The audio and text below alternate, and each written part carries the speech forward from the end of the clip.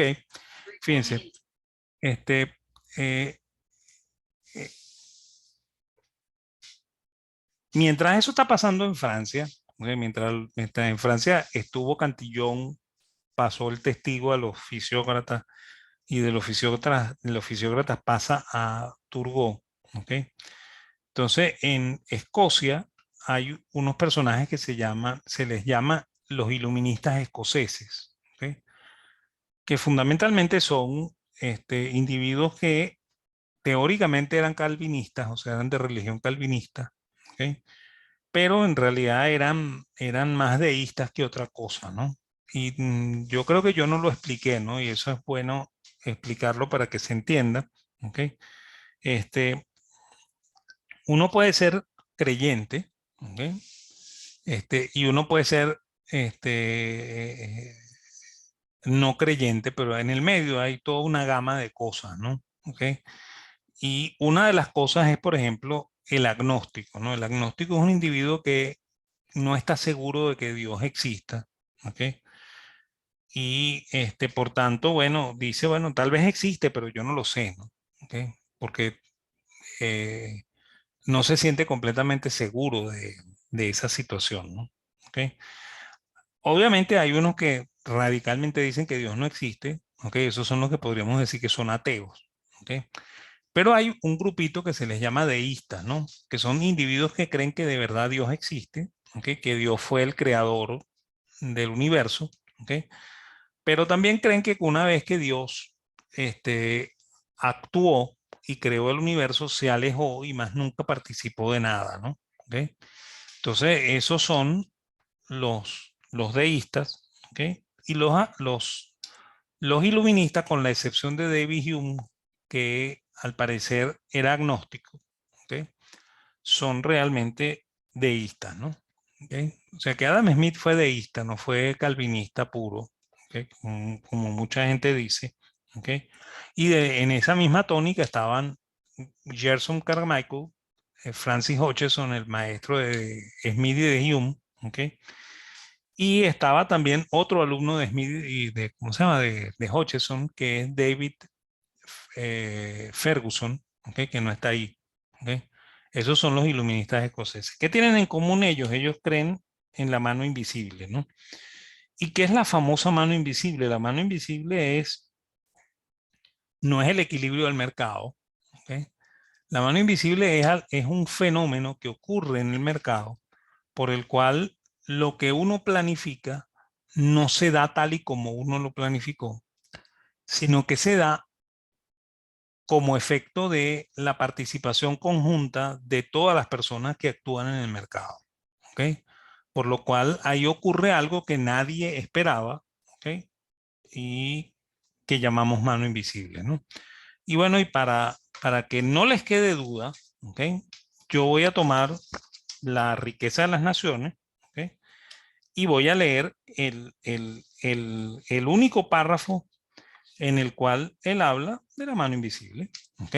Porque la mano invisible aparece dos veces en los dos libros de Smith, una vez en la riqueza de las naciones y una vez en el principal libro de Smith, que es la teoría de los sentimientos morales, ¿no? O sea, la gente siempre cree que el libro fundamental de Smith es la riqueza de las naciones, y en realidad el libro fundamental de Smith y el libro que más le preocupó a Smith toda su vida fue la teoría de los sentimientos morales.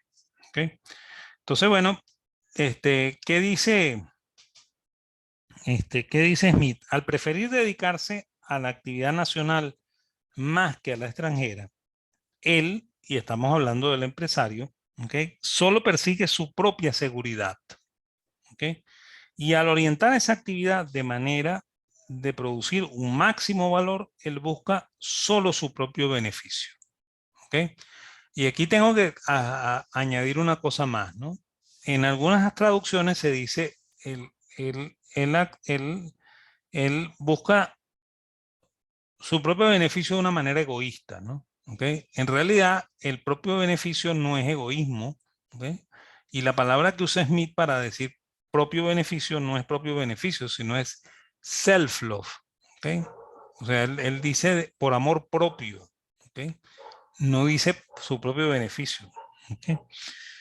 Pero en ese caso, como en otros, una mano invisible lo conduce a promover un objetivo que no estaba en sus propósitos. ¿Ok? Entonces, la mano invisible de Smith es eso, pues, es ese fenómeno que ocurre en el mercado por el cual lo que uno planifica no se da tal y como uno lo planificó, sino que se da de una manera sorprendente, ¿no? ¿Ok? Y eso era común en todos los iluministas escoceses, ¿no?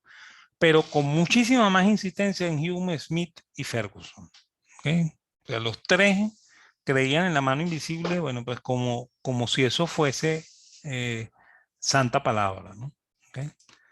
Bueno, esa es con respecto a la, al- a la mano invisible, ¿no?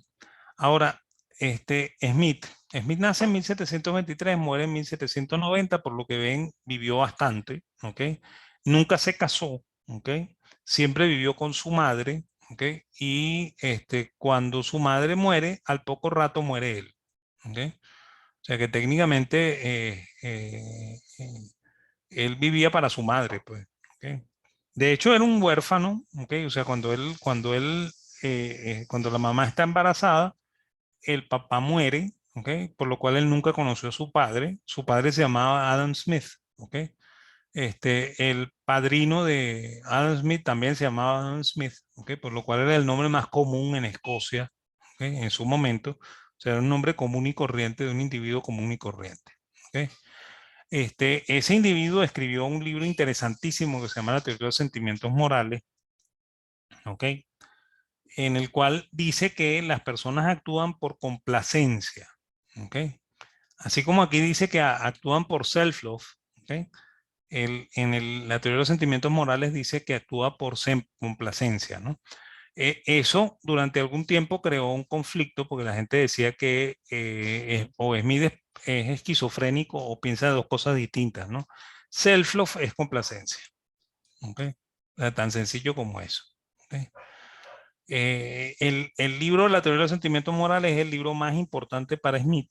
De hecho, el libro tuvo 6 ediciones durante la vida de Smith, ¿ok? Y en cada edición añadió cosas nuevas, ¿no?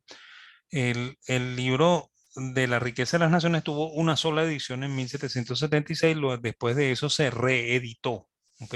Sencillamente se publicó tal cual lo escribió, nunca hizo mejoras al libro, ¿ok? Por lo cual no era el libro que más le interesaba, ¿no? Y en el año de 1792 se publica otro libro que se llama Las lecciones de jurisprudencia, ¿ok? Que también es otro gran lío, ¿no? ¿Ok? Es más, de hecho, esas lecciones de jurisprudencia originalmente habían desaparecido, ¿no? Porque Smith cuando se muere, bueno, cuando va a morir, ¿ok? Él tenía por costumbre comer con los amigos el día domingo, cenar con los amigos el día domingo, ¿no? Entonces, un buen domingo, ¿ok? Él le dice a los amigos, yo creo que este es la última cena que vamos a tener nosotros juntos, ¿ok?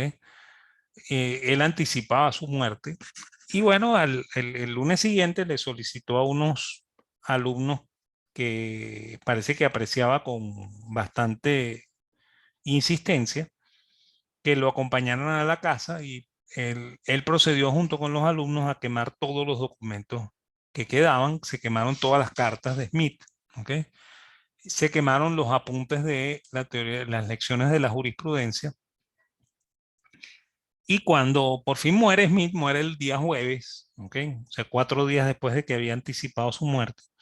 Entonces, el editor, ¿ok? Pide que le abran la casa porque les va a buscar los apuntes de las lecciones de jurisprudencia para publicarlos y no están los apuntes, ¿no?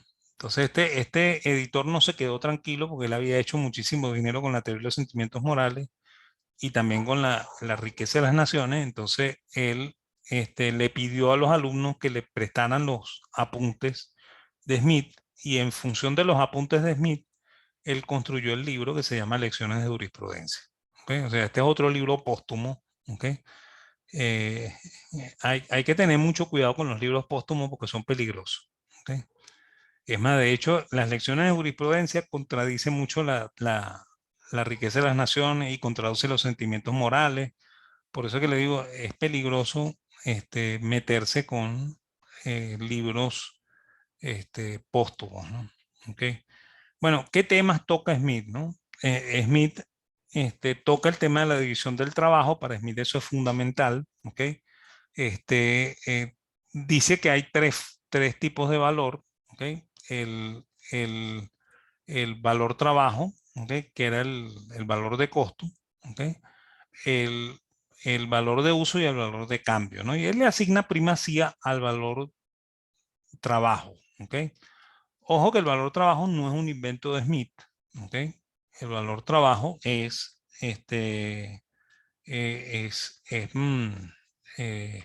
eh, en realidad lo habían anticipado los mercantilistas aritméticos, ¿ok? De hecho, en Petty, que es uno de las pocas citas que hace Smith, ¿ok? De las pocas referencias que hace Smith, ¿ok? Habla de la teoría del valor trabajo, ¿ok? De hecho, Petty es el originador de la teoría de la paridad de poder de compra y, y la explica más o menos así, ¿no? Que una onza de oro vale lo mismo que vale un bushel de trigo, ¿ok? Porque cuesta el mismo trabajo producir una onza de oro que es lo que cuesta producir un bushel de trigo, ¿ok? Eso lo dice Petty, ¿ok? Por lo cual Petty creía que existía un precio único, pues, ¿ok? Y que ese precio único determinaba esa paridad de valor en los bienes, ¿ok? Y eso estaba justificado en la teoría del valor trabajo. Por cierto, Cantillon se burla de ese trabajo de Petty en el ensayo, ¿no? Dice que él no sabe de dónde Carrizo Petty inventó esa ecuación, que no tiene ningún sentido. ¿Ok? Él, contrario a los fisiócratas, tiene una visión de que el ahorro es la riqueza se produce en el trabajo y en el ahorro. ¿Ok? O sea, no es solamente el trabajo lo que genera valor para Smith, sino que la riqueza tiene sentido solamente si el individuo es ahorrativo. ¿Ok? Contrario a los fisiócratas, esa es la visión de Smith, ¿no? Y de hecho, aquí hay que comentar algo, ¿no? Cuando Smith regresa de Francia, ¿ok? Smith se va a Francia, entre otras cosas, porque el primer ministro de, de, de Inglaterra, ¿ok? Le encarga a él que sea el tutor del hijo, del hijastro de él, que es el conde de Buccleuch, ¿ok? Y bueno, por esa razón, Smith deja la cátedra en Edimburgo, ¿ok? Y se dedica a ser tutor de este muchacho que es de apellido Scott, ¿no? Es el duque de Buccleuch, ¿ok? Y entonces, bueno, él pasea con este muchacho por Suiza y por Francia y después regresa a Inglaterra, ¿no? Y bueno, y después quedó una amistad muy profunda con este muchacho, con, con el conde, ¿ok? Y como el padrastro quedó muy contento de la manera en la que este señor paseó con el hijastro y además lo instruyó, o sea, lo educó en el camino, ¿ok? Entonces, el primer ministro británico le asignó una pensión de por vida a Smith, ¿no? ¿Ok? Por lo cual Smith ya estaba cómodo, ¿ok? De ahí en adelante ya no hubo sobresaltos en la vida de Smith desde el punto de vista económico, ¿ok? Y bueno, él aprovechó eso para escribir de una manera muy apresurada La riqueza de las naciones, ¿ok? Y la escribió, entre otras cosas, para adelantarse a lo que pudiera estar haciendo Kenny, ¿okay? En el interín, y también para adelantarse a lo que pudiera haber hecho Turgot en el camino. ¿Okay? O sea, él quería ser el padre de la economía y de hecho creo que lo consiguió, ¿no? O sea, todo el mundo cree que él es el padre de la economía. ¿Okay? Este, Hablamos de la mano invisible, ¿okay? Del conflicto de la mano invisible que vimos que no es el equilibrio del mercado. ¿Okay? Es más, de hecho, Smith jamás habla de equilibrio, Las únicas veces que Smith habla de equilibrio es en el quinto libro cuando habla del equilibrio de la balanza de comercio. ¿Ok? O sea que él, igual que los mercantilistas, cree en un posible equilibrio de la balanza de comercio. ¿Ok? Entonces, ese es el único equilibrio del cual habla Smith. ¿Ok? Y hay unos problemas con el dinero, ¿no? En La riqueza de las naciones, él dice que el dinero es neutral, ¿ok? Que se puede usar dinero o se puede usar fichas y que eso no afecta para nada a la economía. Hume pensaba lo contrario, ¿ok? Y Hume, que leyó los apuntes de La riqueza de las naciones, se lo comentó a Smith, ¿ok? Pero Smith no cambió el párrafo y quedó así, ¿ok? Pero después en las lecciones de jurisprudencia él vuelve a tocar el tema del dinero y dice que el dinero no es neutral, ¿ok?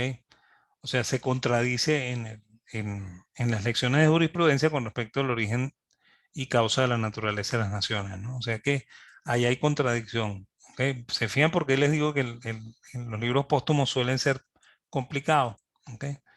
Y bueno, y habla de una cosa que llama precio natural, que es aquel que cubre los costos y deja al empresario una pequeña ganancia. ¿Ok? Acuérdense que él cree en la teoría del valor objetivo, él cree que los costos determinan los precios y que el costo fundamental es el trabajo. ¿Ok? Habla del comercio internacional, ya eso es en el libro quinto, critica abiertamente el mercantilismo, ¿ok? Y propone una teoría de las ventajas absolutas, ¿no? Smith cree que el comercio internacional se da por ventajas absolutas. Quien va a proponer las ventajas relativas va a ser Ricardo, y es más, eso sí va a ser genial en Ricardo. ¿Ok? Y bueno, algunos austríacos se quejan mucho de Smith porque Smith le da un papel preponderante al gobierno en la sociedad. ¿Ok? Smith es el que dice que si los empresarios no consideran rentable dedicarse a una determinada actividad, el gobierno debe cubrir esa falta de rentabilidad de ese sector. ¿Ok? Este, los austríacos lo critican abiertamente y yo les voy a decir algo no como crítica a Smith, ¿no? Pero sí como crítica a lo que Smith dijo, ¿no?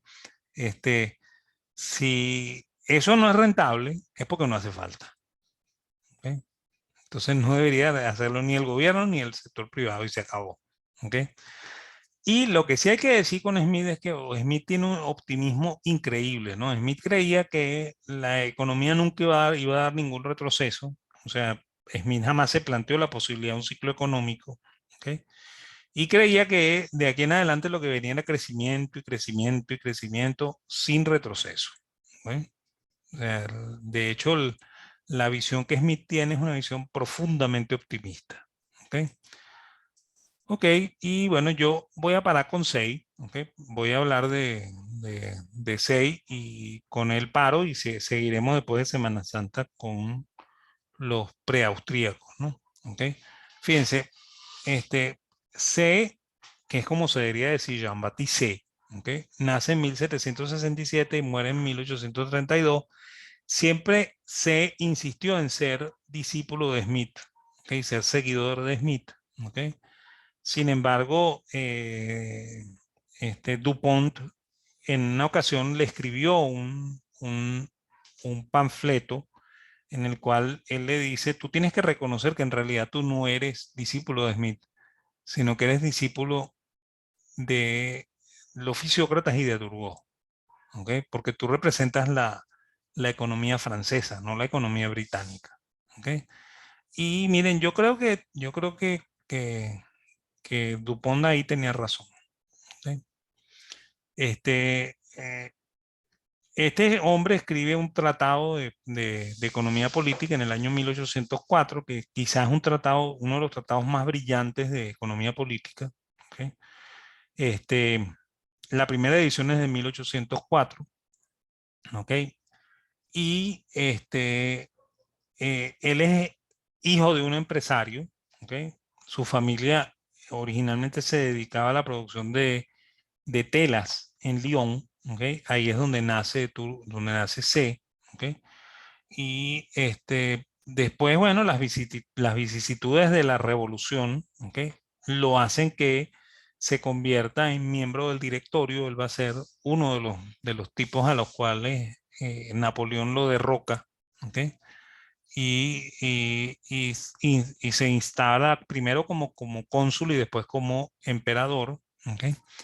Y bueno, él, él vive en la revolución industrial en Francia, ¿ok? De hecho, tiene un pasaje en la primera edición del tratado, que después no aparece más nunca, que refleja mucho la realidad de la revolución industrial de una manera mucho más fidedigna que lo que hacen algunos historiadores. ¿Ok? No creía en la teoría del valor trabajo de Smith. ¿Ok? Por eso que les digo, este hombre no es discípulo de Smith. ¿Ok? Es más, de hecho, en la introducción él dice que Smith dice muchas verdades, pero las dice de una manera desordenada. ¿Ok? Y sin método. ¿Ok? Cuando una persona se siente discípulo de alguien, no dice esas cosas de ese alguien. ¿Ok? Ok, él creía en la teoría del valor del uso, ¿ok? O sea, porque no había una palabra utilidad en ese momento, ¿ok? Habla de la teoría del valor de uso, ¿ok? Y eh, era fiel creyente de la libertad económica mucho más que Smith, ¿ok? Es más, él cree que el gobierno no debería cobrar impuestos, ¿ok? Cree que el impuesto en realidad es una expropiación injusta, ¿ok? Y cree que el gobierno debería cobrar por sus servicios y permitir que el sector privado haga los mismos servicios que el gobierno, ¿ok? Y si el gobierno si ese individuo del sector privado lo hace mejor que el gobierno, entonces, bueno, que uno lo contrate a él y que el gobierno pierda ese negocio. ¿Ok? Esa es una de las propuestas de SEI, ¿ok? Que obviamente es contraria a mucho de lo que les enseñan a ustedes en economía. ¿Ok? Y bueno, y es lo que va a provocar que después Marx sea muy duro contra SEI, ¿ok? Y el otro que va a ser duro contra SEI, incluso mentiroso contra SEI, ¿ok? Va a ser Keynes, ¿ok? Ojo que yo no estoy seguro de que Keynes lo sabía, ¿ok? Keynes en realidad trabaja sobre la versión que Mill hace de lo que siempre se llama la ley de Say, ¿ok? La ley de Say no aparece en ningún lado en el Tratado de Economía Política. En el único lugar en el que aparece algo parecido a la ley de Say es en un capítulo que se llama de las salidas, es decir, del producto, ¿ok? Donde él dice, ¿ok?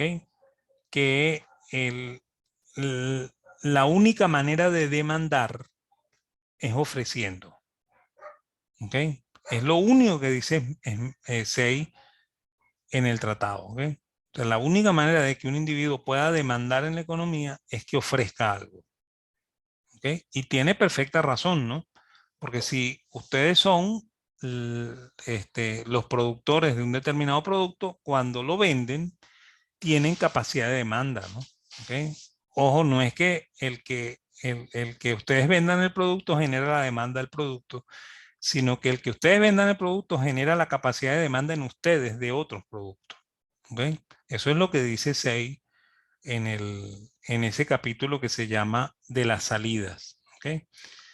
Y él insiste mucho en la importancia de la moneda dura, ¿no? Que en Francia era un problema desde la época de Cantillon, ¿ok? O sea, la moneda en Francia se depreciaba constantemente, ¿ok?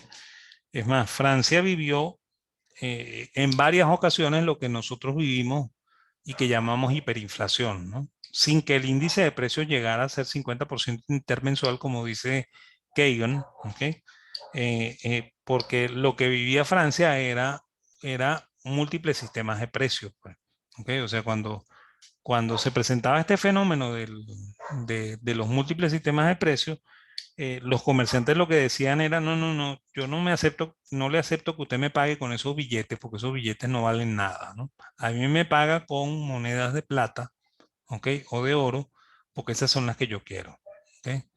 Y eso es lo que es la hiperinflación, pues la hiperinflación en realidad es la destrucción de, de una determinada moneda, porque esa moneda está excesivamente depreciada, ¿ok? Y la adopción de otra moneda, ¿no? ¿Ok? En nuestro caso, nosotros adoptamos el dólar, pero el gobierno no termina de darse cuenta de que nosotros adoptamos el dólar, ¿ok? El gobierno y algunos economistas, ¿ok? Entonces, esa es la propuesta de SEI, ¿ok? Y bueno, y hasta aquí queda la clase de hoy, ¿ok? Entonces, si tienen dudas, con gusto, ¿ok? Y nosotros seguimos en la clase que viene con el amigo Bentham, ¿ok?